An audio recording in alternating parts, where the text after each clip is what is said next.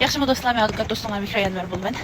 Müşü buruldu qaylık sotunu tügütüb, hazırımda sandırqılarımı sörəb qaytıp mağdım.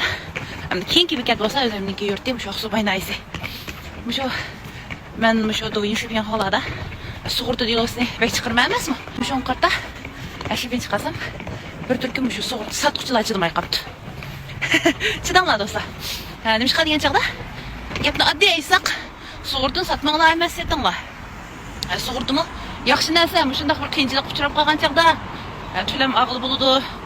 Şu tüləm ağam pullarını davalanışqa işləsək buludu degəndək. Suğurtda əzəldən yaxşı nəsə.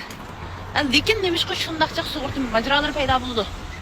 Nemişqa mən toxtumay. Şu suğurtu deyil onlarından ki şüphenlerine çıxımı. Çünki sizlər şu suğurtun satqan çağda mыңlan deydim emas. Bəzən bir türkümlər anla. Şu suğurtunu satıb ağaca suğurtunu maqtaplı satı sizlər. Andaq ahvalını töleməyimiz, mandaq ahvalını töleməyimiz. Mandaq alayır ahval var. Bu suğurtu toxtamını degen kesellerden doktorlarına diagnoz qoyuş kesel usulu oxşumaydı.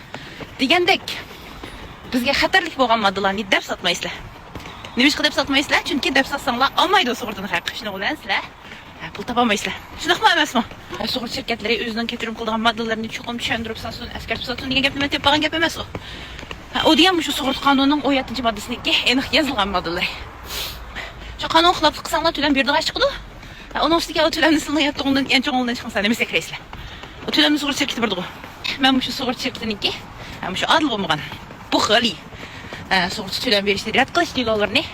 Qayt dəb çıxımı. Hem yanım çıxan hükümlərimdə çıxadım. Şuna bir türküm dostlar şu suğurt şirketiye belki xata düşənci болып qalğan bolacaq mümkün. Suğurt şirketi dostlar. Herkes həmmə deyil o da tüləm verişini rədd qılmaydı. Hem şu suğurt toxtamığa uyğun kəlgən əhval asıda suğurt şirketi tüləmni verirdi. Tüləmni veriş rədd qılış əhvallarımı onçula çox nisbətini iyi gəlməydi dostlar. Onu da bilək dostlar. Sizlərki bir xata oxumluğumu məmişədi bir divdək. Suğurt şirketi suğurtun toxtamını işitki həmmə xətini birdən çöndürüş, əskərçi məcburiyyəti yox.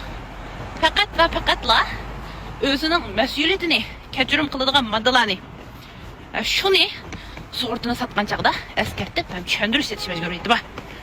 Şuna aldığım gün bir dostumuz degəndək mən təsadübilə qartda bir suğurtu ağan. Lekin mənim əhvalımını təsadübi əhvalға düşməydiykən dəb suğurtu tüləm bəyənmədi. Təsadübilik degəndim degən gəpdə mənə çöndürüb satmadı deyib şuna sorabdı.